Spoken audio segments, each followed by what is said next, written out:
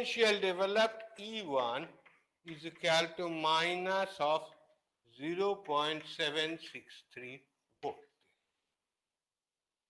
And if it is a copper half cell,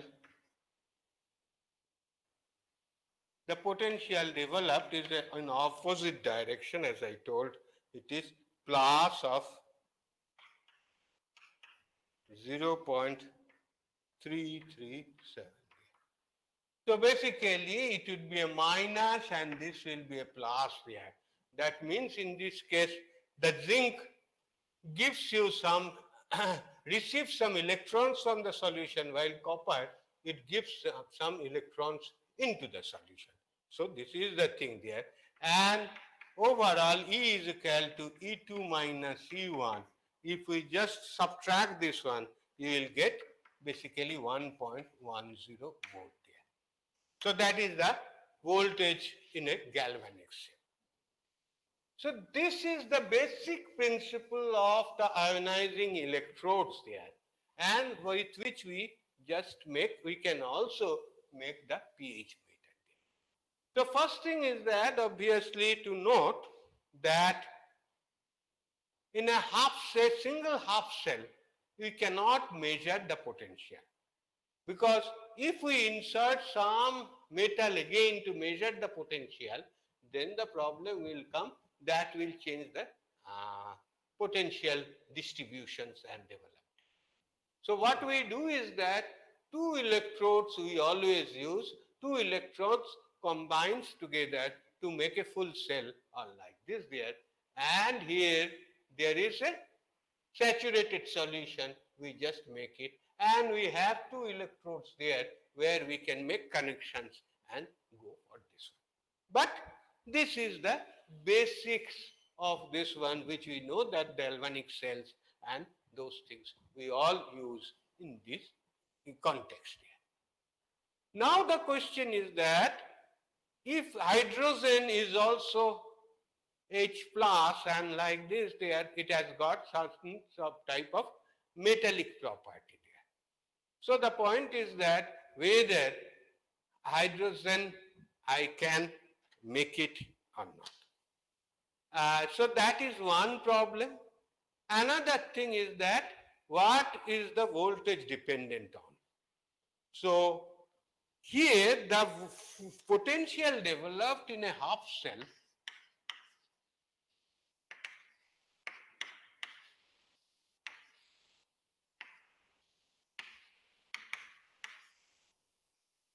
it is governed by Nernst equation,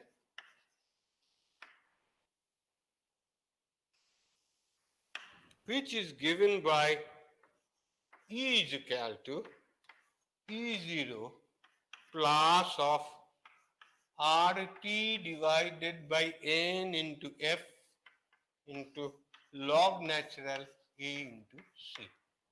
Did you come across Nernst equation? I think so. In your class 12 also must have A there. That is a Nernst equation there, where E0 is the potential developed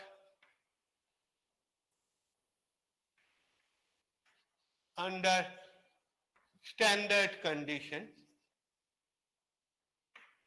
That means the reference condition there. T is the temperature in Kelvin. It is very important that the voltage potential induced is temperature dependent. So as the temperature changes, it is going there. N is the valence of ion.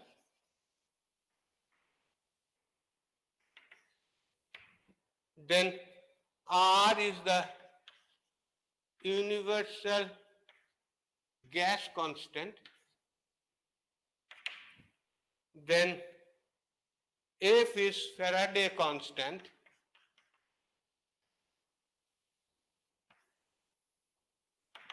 Then A is the activity coefficient,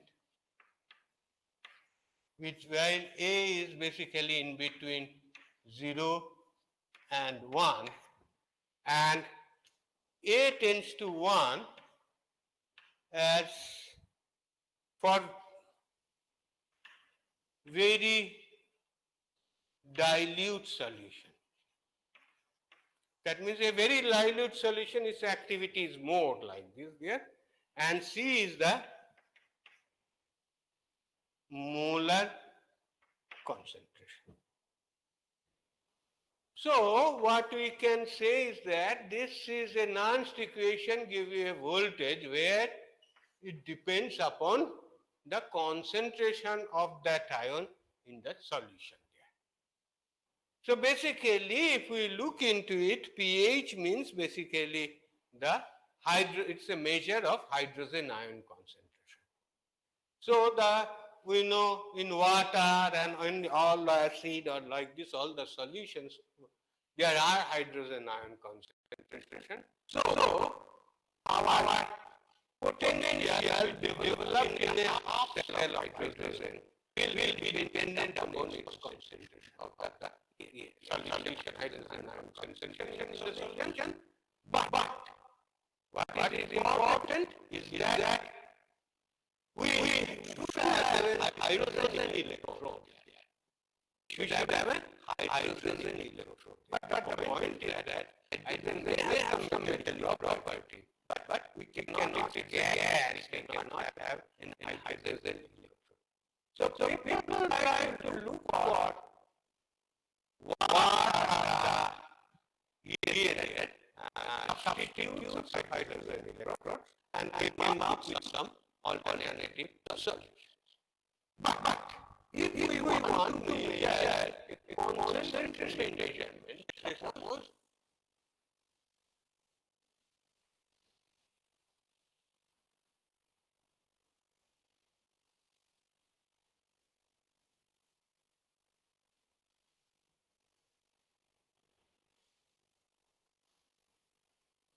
suppose we have we can use it for a concentration measurement.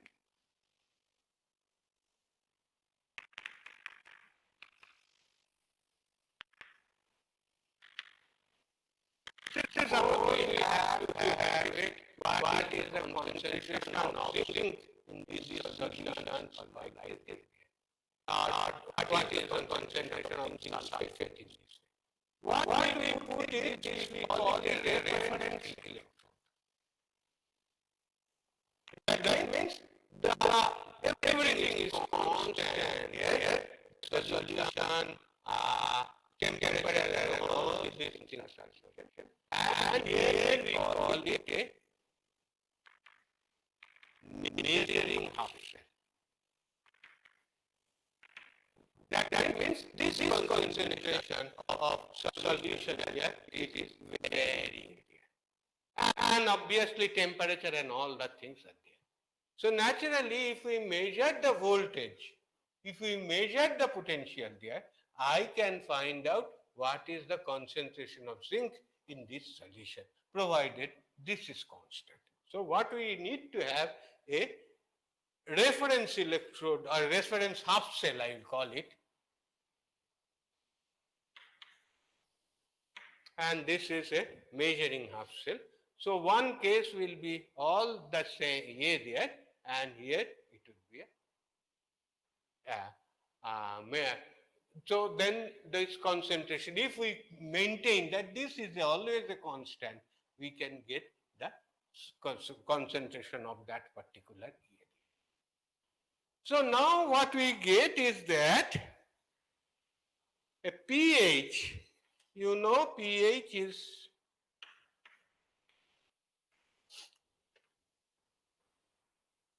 log to the base 1 by 10, 1 by small h. So H is the concentration of H plus ions. Concentration of H plus ions there. So basically we know that for pure water,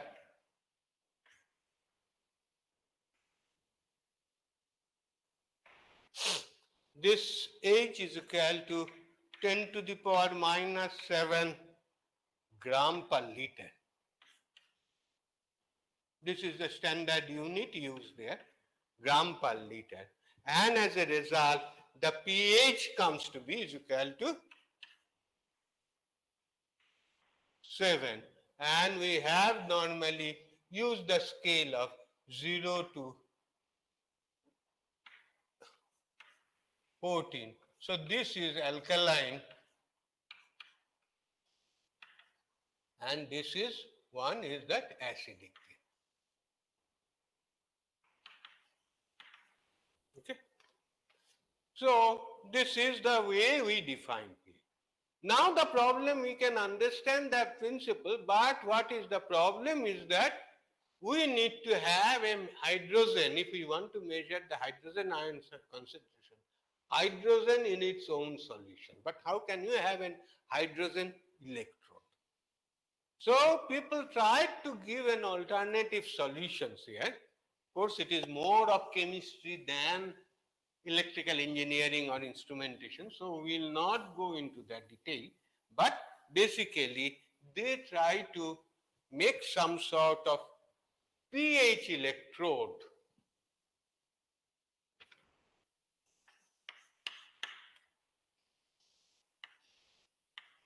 That means a half cell where using which we can measure a hydrogen ion concentration in a solution. A half cell using for measuring the hydrogen ion concentration of in a half cell, but without using, it is not possible, so naturally without using the hydrogen electrode there, hydrogen electrode there. So for this one, they found it a typical type of is that pH glass electrode. They have developed a pH glass electrode. There is some very thin wire which is made of, it is basically sodium ion selective electrode glass. It uses sodium ion selective glass. But this is a complex equations and here there. But the point is that ultimately there is some glass here there. This is a glass electrode there. And here we have a, and where this one is made of, that is a sodium ion selective glass. And this is your a buffer solution inside.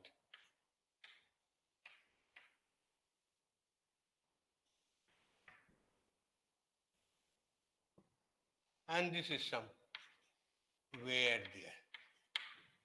And the whole thing is dipped into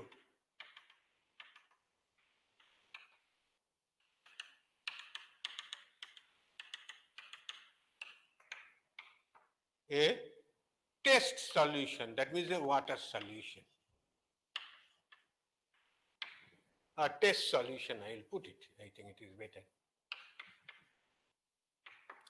So basically, this ion sensitive, sodium ion sensitive selective glass that will develop when comes into the hydrogen ion area, that will develop a potential between the inner wall of the glass and the outer wall of the glass.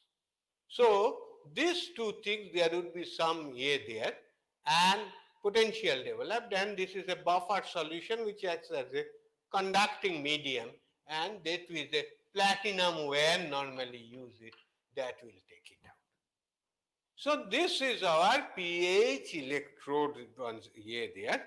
So basically it is something there is that more complicated, but a simplified one we can say H plus Na plus glass, they will react and that will make it like this, Na plus of H, because it is both way, H plus Gl minus. Anyway, you need not look into it like this. So basically, there is an ion exchange between the sodium and hydrogen, this one, and that causes some potential to be developed here. And it is very, people have found that this potential is very close to the hydrogen ion. If we had an hydrogen ion electrode or like this there, we could have it done. So, if we want to make a there,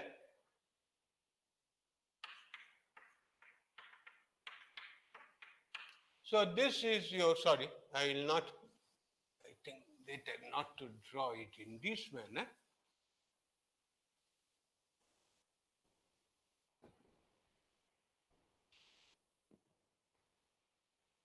I can make it like this there. It is a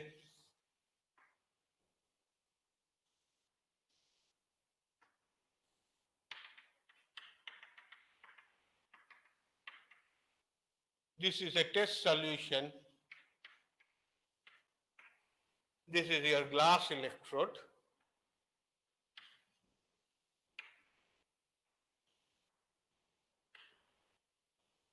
We require another there, similar way, a reference electrode.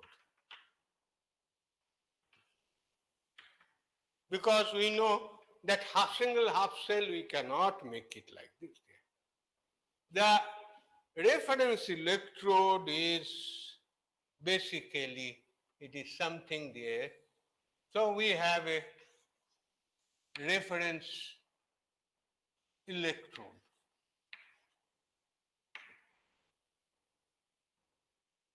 I just put it in this way. So suppose this is a reference electrode. I will come to this one afterwards. And there is a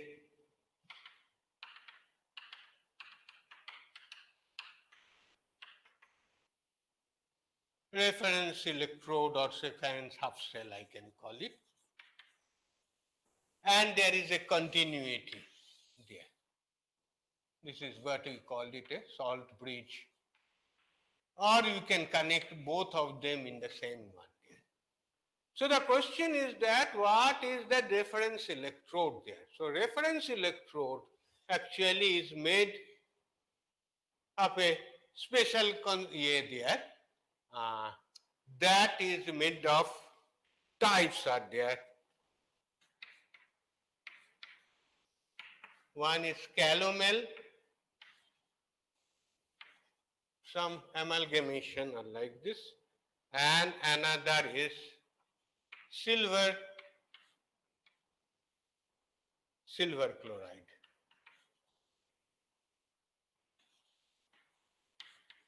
So effectively a pH meter or the pH control there, that is consist of two electrodes. One is a measuring electrode or measuring subcell and a reference subcell connected through some water or maybe the same solution also it will be putting there. But this major property should be, it should have a constant potential. It should develop a constant potential. That means it is not temperature dependent, not sensitive to the solution or like this. It will always be a constant potential there, and that is not at all dependent on any other. So which one is only here? There is a constant potential here. That I told that it is E2 minus E1. So if E1 is constant, so naturally this E2 is actually dependent upon the hydrogen there, and we measure the difference of the potential. So we can say that these are the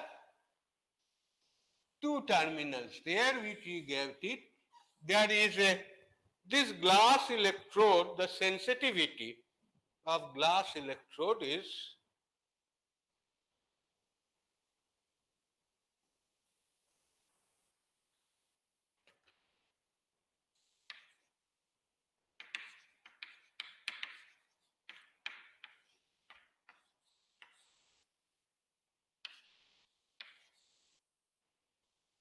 equal to 59.2 millivolt per pH. It is a good amount of A there. 15 per 1 pH value change, its output changes by 59.2 millivolts. So naturally, quite a good amount we have a A there. So what the voltage, but still that one we require some amplifier there. So that will give you some output voltage. So pH meter basically consists of two electrodes. One is the pH sensitive electrode of glass. Another is a reference electrode, either calomel or silver chloride.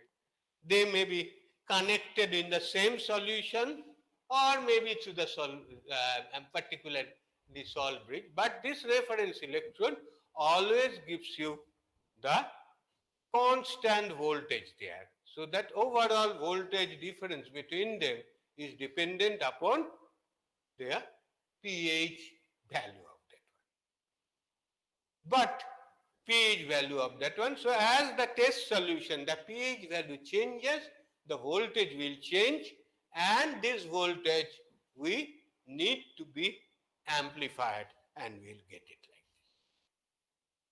But I'll just put it more here there. What are the challenges in the measurement there? What are the challenges? Because pH measurement is indeed a very challenging job. Okay, forget about the construction of the probe and all other things there. But overall, it is very challenging in getting a signal out of it. Why? Number one is that proper temperature compensation circuit to be provided.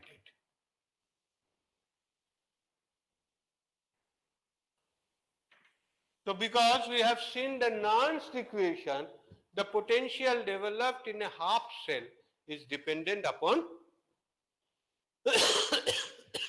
dependent upon the temperature. So naturally, so we require, because if we use a different temperature, so we require some additional arrangement to sense the temperature, and accordingly maybe put some offset in the amplifier, so that will compensate that one. But more important thing is that it's a very high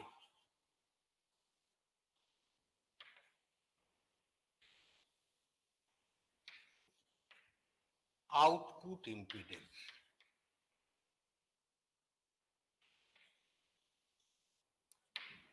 These two terminals, if I look into it, they have if we just try to measure this one, is resistance between lead wires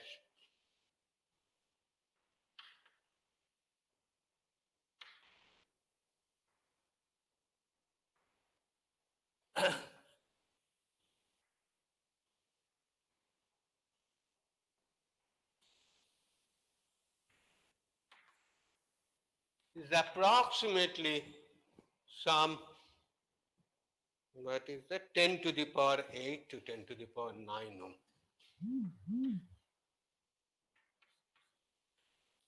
You can imagine. So this is a, if we look into it, that a potential developed there and that has an internal resistance. I call it R. R internal like this there. So what is the internal resistance? It is 10 to the power 8 to 10 to the power 9 ohm. Why? Because if we try to look into the total path, okay, an electron passing through this one and going back, what is the A it is encountering? Say suppose it is going into this one, there is a gap here through which it is coming, then through the salt bridge it is going there, and this point you find there is a glass here. So it has to overcome this difficulty to reach into the other electrode there. So glass, has got a very high impedance, and that's why the overall impedance is around 10 to the power 8 and 10 to the 2, 10 to the power 9 there. And we know, so what will happen if we just try to measure the pH voltage of using a normal multimeter. Normal, the digital multimeters we have it. Can we measure? Can we measure pH voltage? Say suppose using a normal, because it is 59.2 millivolt, it is a quite high value. So can we measure a there? Normal voltmeter?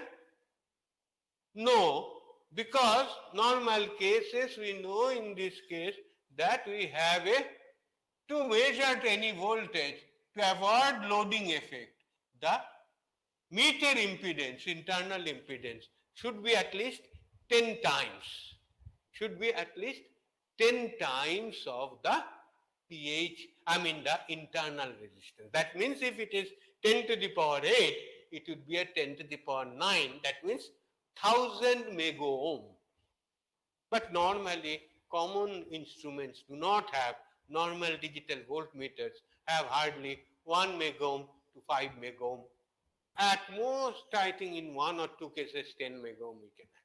So whenever you give a measure it using a normal digital voltmeter, ultimately voltage you will get it is 0, because it will be completely loading this one like this. So Sir, yes, sir, we can put a buffer, right?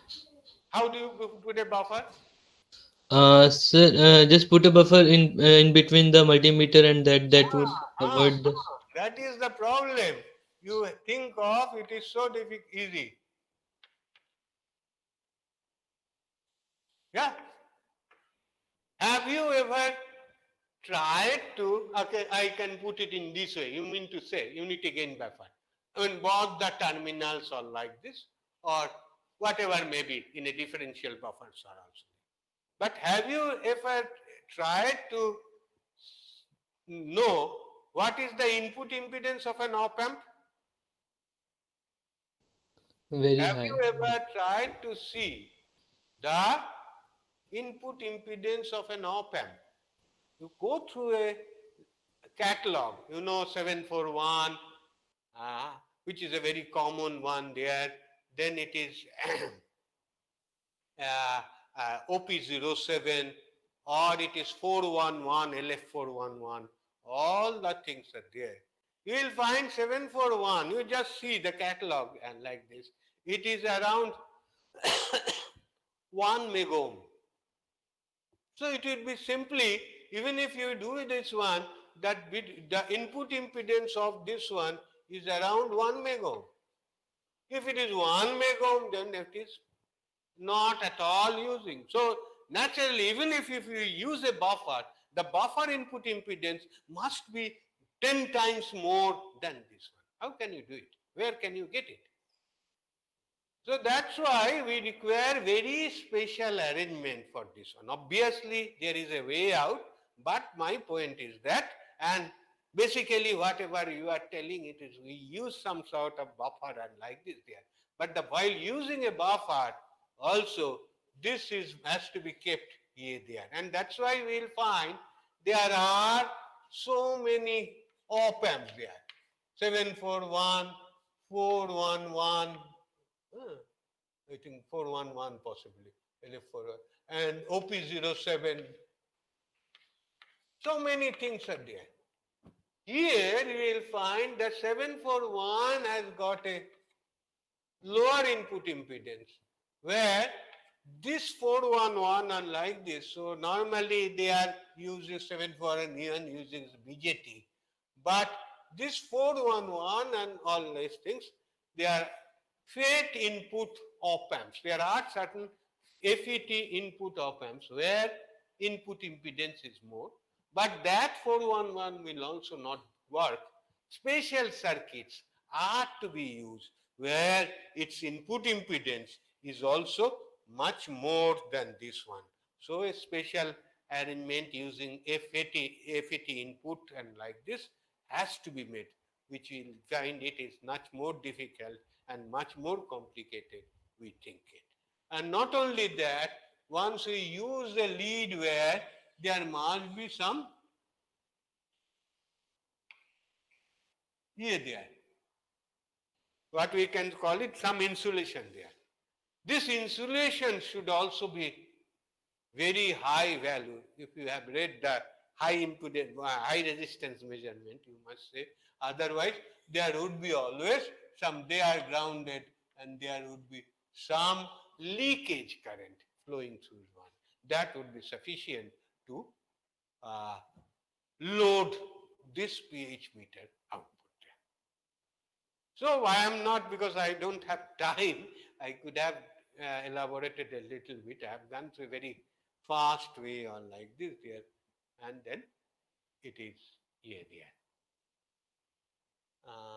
pH meter. So what I wanted to say is that very high output impedance. So we require a special type of amplifier and a very high leakage, very high leakage resistance insulations there to overcome this one. So two pH meters should have the two properties. One is definitely internal temperature compensation, and second thing is the very high input impedance of the amplifier. Okay? Any question for that? No, sir. So in that case, if you give me time on Friday, I will be closing conductivity and a little bit of here there. That is interference and noise and interference. A little bit of this one. But those things will not come in the examination on Fridays. Is it okay? Because then more or less I can complete the syllabus, because many things in between I have left because I didn't have time. Flow measurements could have gone for another week or like this, but that one, if you allow me to take the class on Friday, I will complete that conductivity meter and a little bit of about the noise, because this is very important. That is a noise analysis of this one. Okay? Any other questions? So our A would be on Saturday 9:30 examination. Possibly it would be 1.5 hours. I have not set it question, but there would not be. I don't want to hear that, sir, this is the problem, that is the problem, and like this. So you will have to, within the stipulated, okay, after 1 year there, around that stipulated time, you will have to scan it and submit it. Maybe another 5 minutes or 10 minutes of 90 minutes of plus that 5 minutes I can give you for scanning and submitting it to a area. So that we'll have to maintain strictly, otherwise very difficult to do that. Okay? And today afternoon, I think two guys, two students, Yukta and Arun Naik, I think there is one more Viva, we'll have it, that will finish it off. So, Sir, yes. sir, we were having a discussion regarding the class test, sir. We were have the opinion that, sir, could you please conduct it on the evening that day, because we have controls lab test just before that day from 2 to 5, so we might get some few hours more to study. No, no, that is on Yeah, Saturday evening, I can tell. Saturday morning. You have a free slot. Yes, sir, we have a free slot. Like we will get few hours more to revise and That if I give it next Saturday, you will get more time. no, sir, not next Saturday. We are saying same Saturday, but in the evening. I give you. Huh. If I delay it further, it will be here there. But I prefer you just don't be so much here there. If you remember, you will be able to do it. Let's see, because 9:30 hardly you will have any difficulty in this one. Huh?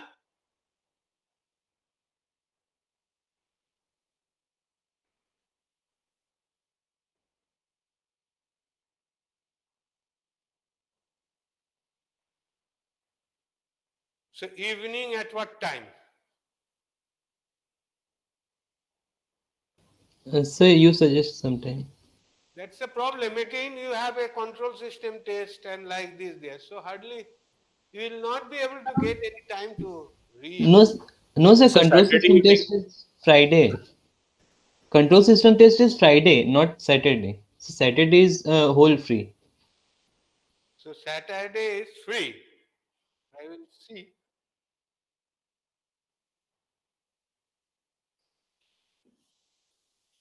I will have to talk to my TA. Noiveddo?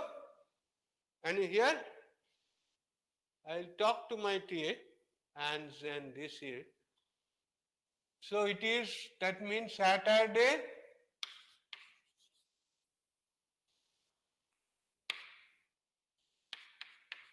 5:30 p.m. to 7:30. Okay, 7:30 or 7, I will just see. Around this is the time I will have to book it in my Google year there. That is a slot there. But I am not confirming. I will confirm after talking with my TH there. Okay. But the point is that this must be for all the students. Nobody should say that, sir, I have this test or like this, another test coinciding with it. I have already announced it. I don't normally prefer it to shift it like this there. But you just please, who is be responsible? Who told you? Anshul. Who requested it? Who requested it? Sir, it's a joint request, like most of us have discussed. There must be some guy who is responsible for it. Who should be responsible in case of. What's your name? Sir, my name is Swarnim. Huh? Swarnim. Shar Swarnim. Sharni. No, I just wanted to say Sir, that. M. Oh, Not L. Not L, M. Sharnin. Okay. Yes. So you please send me your phone number and your year there. So in Sure. case of any year, I can communicate you. Sure, sir. That's the thing there. Thanks a lot, sir. And any other year, if you have any doubt or like this, on Friday we'll be discussing. Okay. So thanks a lot. So we may shift it, but it is not yet confirmed. If it is confirmed, I will send you all a mail. But please make it sure that somebody comes up and say, I could not give the test because I was not doing, or I was having another test here. So because time is very short and there, and taking class tests are different, and every time I have to, some of you are not coming. So if there is any there, miss, then I would not be responsible, and there would not be any other further tests. Please keep it in mind. Sir, actually, I may have a test on evening on Saturday. Like there is a tutorial class from 6:30 to On Saturday, on Saturday. so Evening. So there may be a test actually. it's out of question. So test is at 9:30 Saturday.